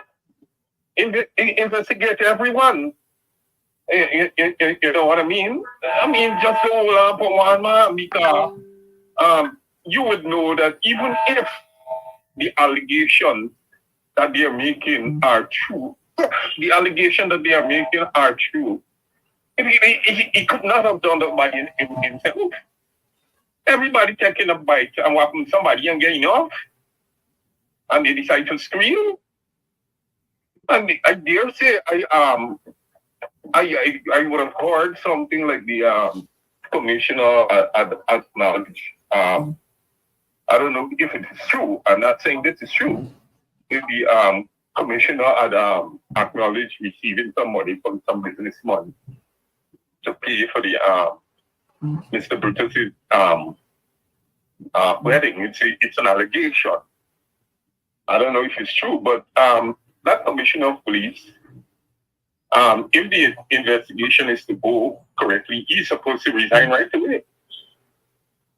You don't, when you're holding such position, you can imagine being in the United States as a police commissioner, like the one with the Bernard Kerrick, or accepting, you could imagine in such a position accepting money for a rank in the New York Police Department. What would have happened to him? When they found that he would have been gone, he would have gone posted. So that not only could you crucify Luther, crucify everybody, just get lunch on it. Let me get Interpol, because don't trust no investigation launched by the OPR in Guyana. No. This, the rule that out. Just let me get Interpol or the FBI to investigate, call all of them, hook them up to the detector test. You know, all the chap brass in the police force, hook them up and see if they're lying, and investigate all the financial expenditure and improprieties if there is. You know, find out how to get what's his salary, find out what they drink, what kind of drink did they drink, where there's a hangout, what's the cost for the expenditure every month. We want to know all of that because we are public servants. They're answerable to the public. All right. The other thing is that I would like to bring to the attention that do you realize that this government, this PPP government, is facilitating the importation of labor from the Caribbean and the West and the other countries? Now, you know, Brother Kedaki, average carpenter for a day is about like $13,000 a day for skilled carpenter, a mason, and so on. You know what these people are doing now? They're saying that the skilled workers in Guyana are charging too much. So they're giving the permission to these companies who come from abroad to import labor. Can you imagine that? Can you imagine that? Hereby exporting the foreign exchange in Guyana. Because if somebody comes from China, from Bangladesh, or any other country, it means that they're going to change those turn it into foreign currency and carry it out to the country, thereby hurting the economy. This is craziness. You don't want to see better. You don't want to see more. You know what I mean? I'm asking myself a question. When will this end? You know? And Brother Kedaki, I think we are heading into election next year, and nothing is being done on the part of the opposition to really solidify. I think I heard RB said something about the need to have a clean voters list and biometrics. But I don't think that goes far enough. At this particular time, this supposed to have been a robust effort to have a clean voters list and biometrics. Guyana have a population of 700 and something thousand, and that is exactly what is on the voters list. It is being paraded. You understand what I'm saying? So one thing, you know, we have to work very hard and put our wheel or shoulders to the wheel to ensure that there's a clean voters list and or biometrics. Because at the end of the elections, you can't pray foul. This is the right election. There must be no talk about the election unless there's an implementation of a clean voters list and biometrics. No talk about the election. And if the PPP attempts to call elections, well then we have to engage in extra parliamentary actions. You understand? So thank you for listening, the viewers and everyone. You have a nice day, and let's get serious with our country because it's slipping out of our hands. You understand what I'm saying? Thank you very much. Thank you for calling. The lines remain home. 6225933 is the number to call. You tune to the Guyanese Morning Time. We have 20 minutes to the 8 o'clock hour.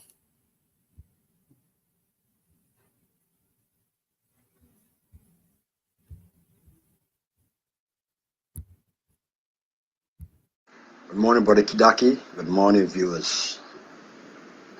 This message is for the opposition parties. Them. Come on, bro. Y'all ever sit down? Sit down and analyze how so badly that this installed president, this installed vice president of y'all in this country, buddy. Look at all these people.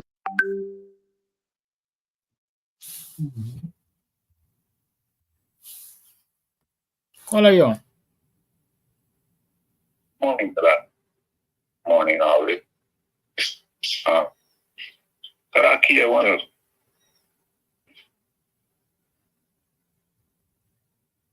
Call your connection is bad. University of Hey, pardon? Your connection is bad. You're going in and out. Okay, I'll call back.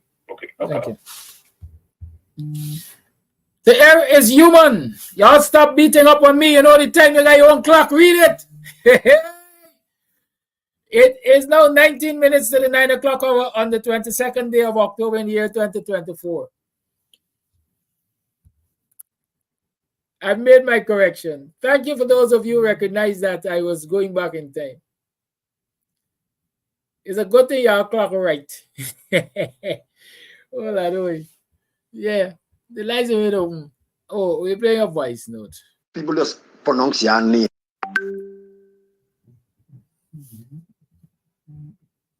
Call us stay on the line. Nigel Hughes, Harvey Norton, Catley Hughes, David Hines. Come on, bro. Come on, bro. It's a shame on them. It's a shame and disgrace of this Insta regime. And we want to call them nice name.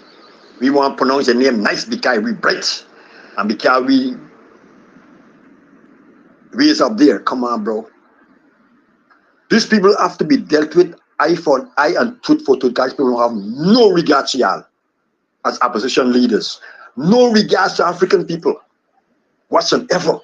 And we should have stopped this nonsense that pronouncing this fella by their nice name. You understand me? And this fella don't have no respect for us. You understand me? Look at the resources that we have in this country that these people are misusing to the stump. Opposition leader don't have no say in not one quarter of this country. They're manipulating our support base. Look how these people Ghana. We still calling these people nice name.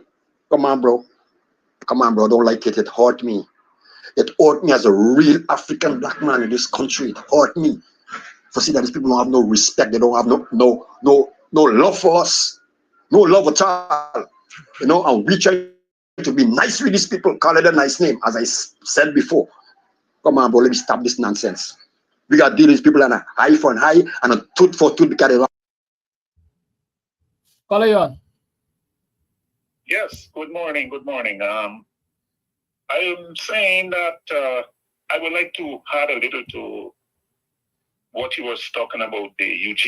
Matter of fact, I would like to give my my opinion because I'm thinking, after I heard what you said and think, you know, I know it makes sense. And knowing the PPP, I want to know if this is another ploy for domination and control, and then run the UG into the ground so that gold could raise up, which is corrupt, so that they could thief more. You know, because the PPP don't do nothing for nothing. At this stage, they don't do nothing for nothing. Anything they do now is because they see in some way or looking for some way how they could benefit. And that benefit is to stay in power, you know. So when they take away the tuition fee, then all the good lectures them that is left there will go away, and then, you know, they would bring their own people who they want to study at school and who get their corrupt degrees and then come, you know, and their education standard, they're gone to nothing, and then usually, you know, eventually. I wonder if that is what's going on, what they're attempting to do. Next thing, what I want to talk about is the Auditor General Chambers. I don't know the law to that extent, you know, but I wonder if the Auditor General Chambers, they only work when they are being requested to by the government to go and audit this person or audit that division, or, you know, audit other government agencies. I wonder if they only move to do this when the government requests, or if they have a statutory, you know, law that they could call an audit on any division of government at any time they want. You know, I don't know that, because I think the Auditor General Chambers, we need to put more pressure on them. We need to move more pressure, because I think corruption is going to be right in there if we really do investigate. Corruption going to be right in there. Because if they want to audit somebody when the government say, they go and they throw the book at you. And in a normal sense, when things go wrong, as long as people say nothing, you never hear about the Auditor General Chambers coming out to say anything. You know? So I think corruption is there too. The next thing I want to tell people, black people I want to just address, fathers, mothers, elders, talk to the children. Talk to the children. Those who know, enlighten the children about the politics of Guyana, about the years back coming up to this time. Let them know what really went on and what is going on and what the PPP is aiming to do. You know, talk to the children because a lot of them don't know anything. And I'm not only talking about father who get children here and there and run it out for the place, don't mind it. I'm talking about the older fathers. Because a lot of the young fathers, I'm not beating them, but a lot of them are not really educated enough in the politics of Guyana or in the history of Guyana, you know. So those who know, teach the young people. Tell them what is going on. Election is coming on. We don't want to go back into this government again, under this government rule. And so that's all I have to say for today, and thanks for allowing me to have this moment. Thank you. Bye. Thank you for your call. Yes. The lines remain open. It is 13 minutes to the 9 o'clock hour on the 22nd day of October in the year 4. Caller, you're on. Yes, good morning, Mr. Amsterdam, and good morning, everyone in the Guyanese diaspora. Good morning to all Guyanese wherever we find ourselves. I'd like to talk to the issue of sanctions and the PPP's corruptive misconduct in the seat of the government. So I'm addressing the sanctions in that context. I'm addressing the PPP's long track record of corruption.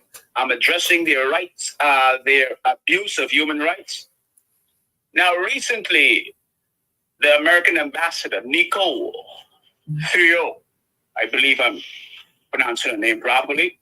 If I'm not, please excuse me.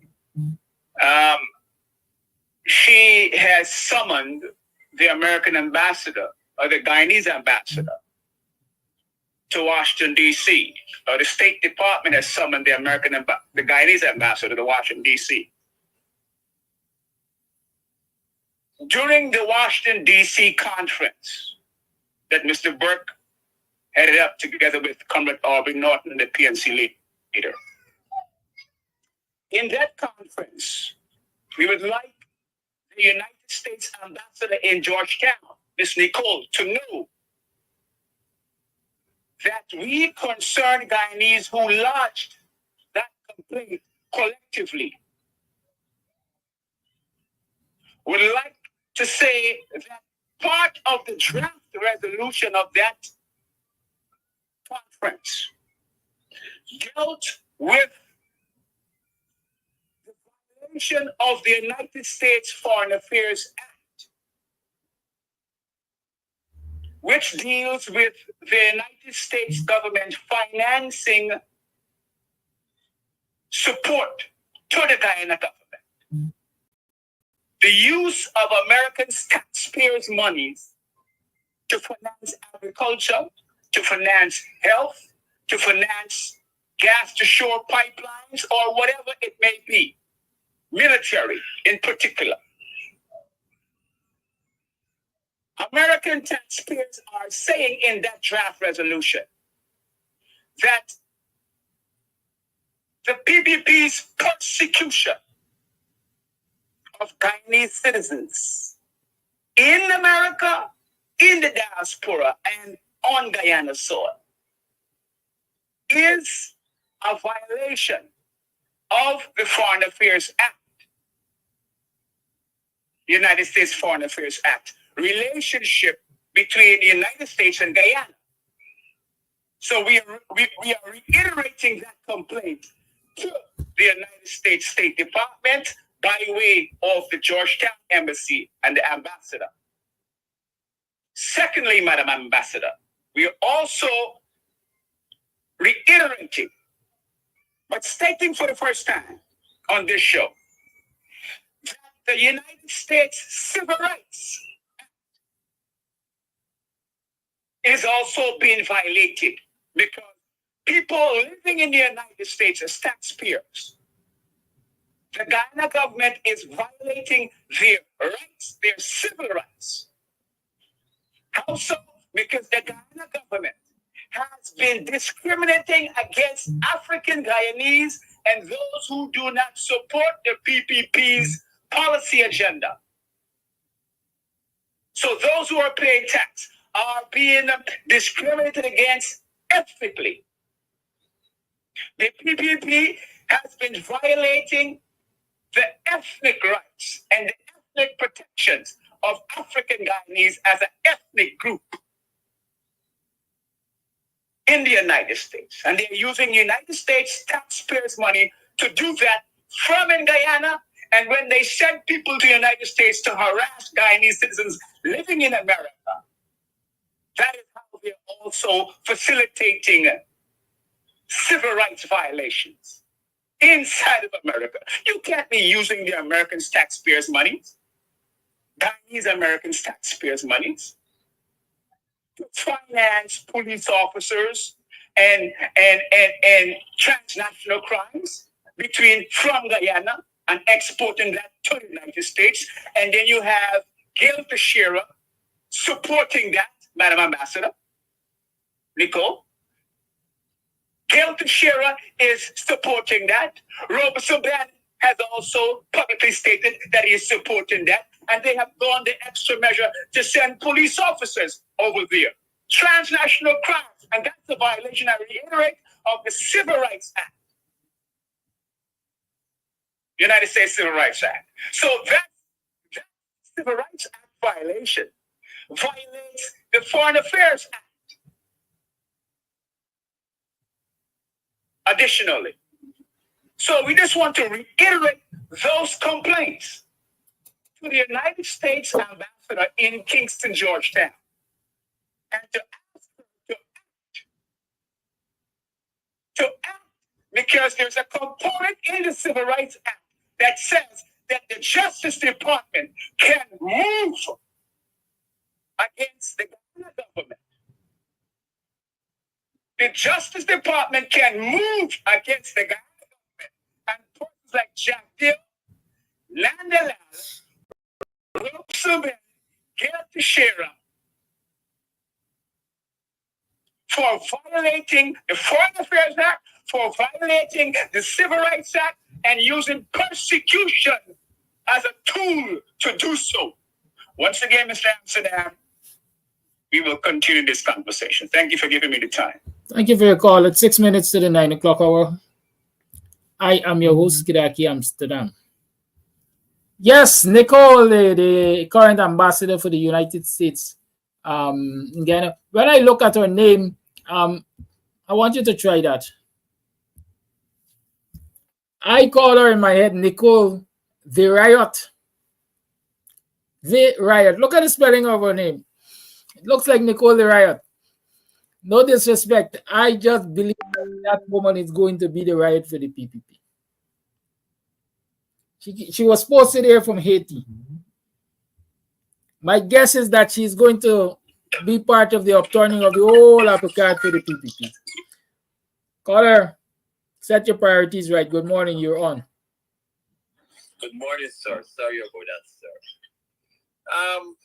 There's a program on that's run by the Brother Shiny on Middle Nation. Go look for Middle Nation on YouTube. And people will understand that we're not Israel that's, break all of these laws against humanity and still running nice and high. We got to realize that we need to come together with our own time and form our own thing. That's what we need to do. We have got too much of faith in this West power structure.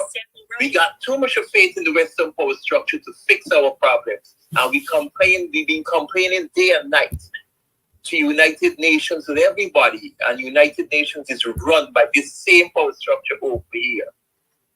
You understand? We've been fighting and pushing and talking and think that all these laws and rules will work for us. They were not designed for us. They were not. And these people are going to just marry around and jump around, fancy things and give you this and give you that. And they will not get to those beasts. We got to do our thing ourselves. As the brother said one time, he said, here what? If we as blacks, and I'm going to say as blacks and being the world black, the majority of blacks in the world don't realize what is going on and come together as black people and do our own thing, we will not be accepted. Don't think about we being accepted by anybody else. We will not. These people ain't got our interest at heart. It's all about their own interest. So we got to stop thinking that these people are going to fix our problem. They think quick at what they want to fix and just to keep us silent and think that they're doing things for us. They do nothing for us other than dig out our resources and run with it and leave us empty at the end of the day. That's all I have to say. Thank you for your call. At 3 minutes to the 9 o'clock hour, it's time for me to go. This is what I'm going. Yeah. When you all hear me laugh like that, you all know it's pure wickedness, no? Say out to yourself. This is what I'm going to do in the 3 minutes. For 3 minutes, I'm going to monitor the Zelle account and see who is going to put some money in the Zelle account. I'm waiting. I ain't doing another thing. I'm monitoring the Zelle account. So y'all start throwing something in the Zelle account. If I get a voice note, I'm going to play it. If I get a call, I'm going to take it. But I ain't saying nothing except Zelle for the next 3 minutes. Go to the Zelle, put your contributions. I'm waiting.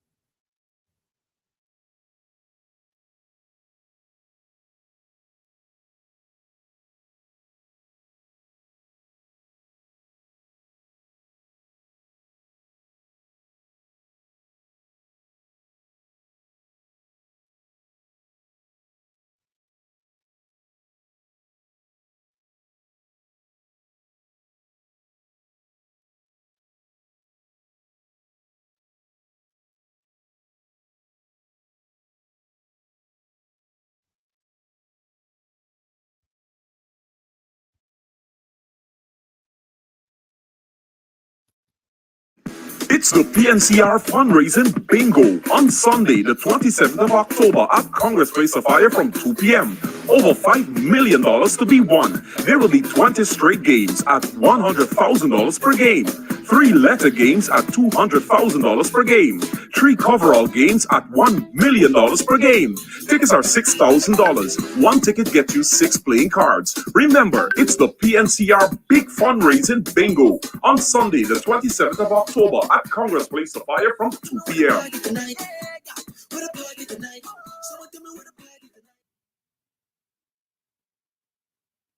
All right, so today we are here at Club Twilight up in Buxton, and we are here to talk about all that's going on up here. Trust me, if you are on the East Coast, you're in Buxton, you're in town, you're looking for a place to get away to, this is the place. The Cutters, listen, I'll be having some just now again. We'll talk about that. And then, of course, the ambiance is beautiful, fully air conditioned.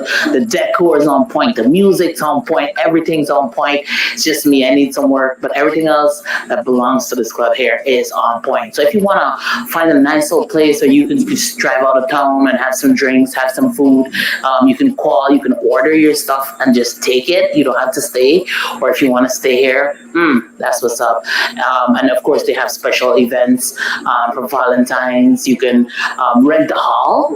You can rent a hall, honey. You can rent a hall for weddings, for birthday parties, to have a bash. I hope he edits that out.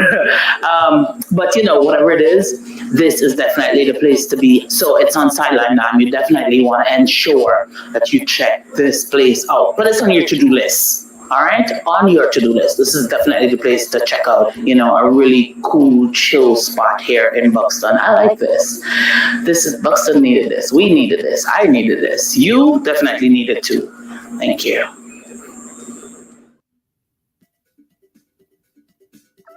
Stop running around like headless chicken. Go to Ashton's Marketplace for whole and cut chicken, beef, pork, processed meats like bacon, beef franks, smoked ham, ground pork, calabresa, and lots more.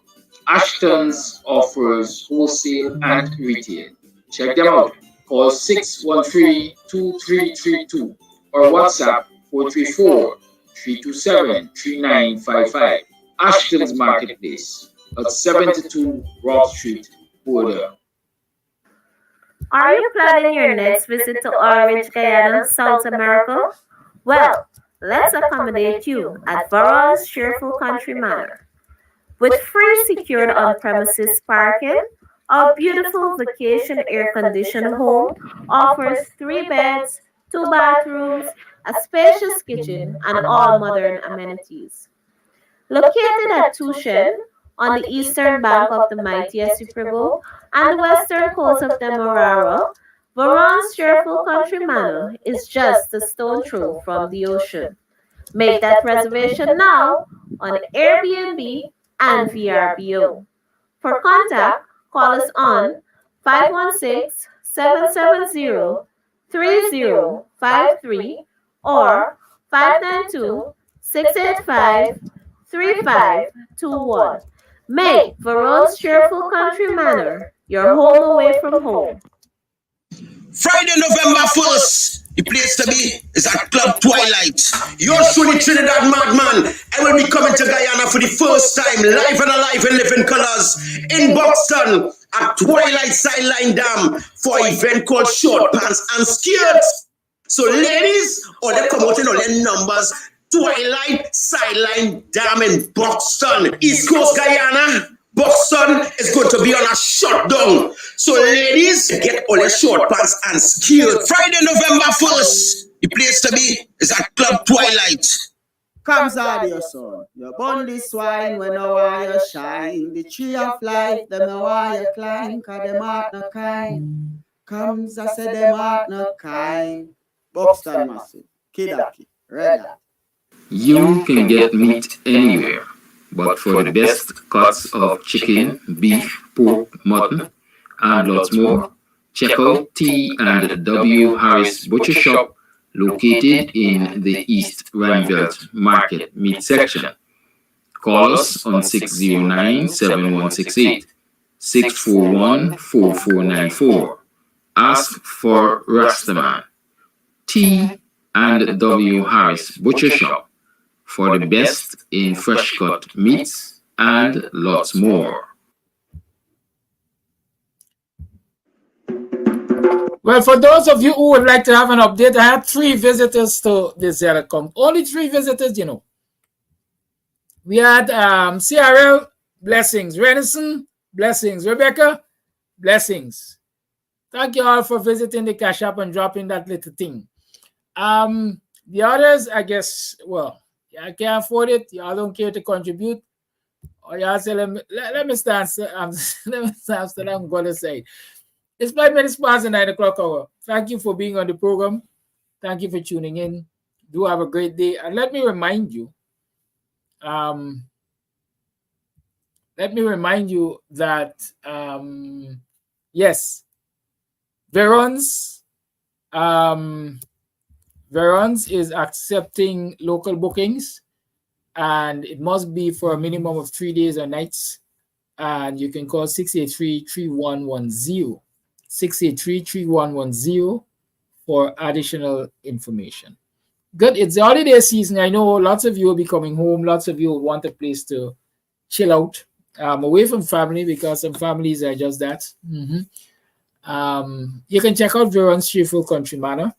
It's on the west side, right? And those of you who are local and you're looking to get away for a weekend or anything, you can book for at least 3 days or nights, and you can get them on 683-3110. Good. Have a great one. We'll talk sometime soon, tomorrow to be exact. I remember those beautiful chairs you're seeing on the screen there. They are chairs for rental. And so you can make contact with 682-7981. Yes, 682-7981 for more information on how you can get one of those on the screen or a choice of others to rent for your special occasion. Have a good day. Much love. Goodbye.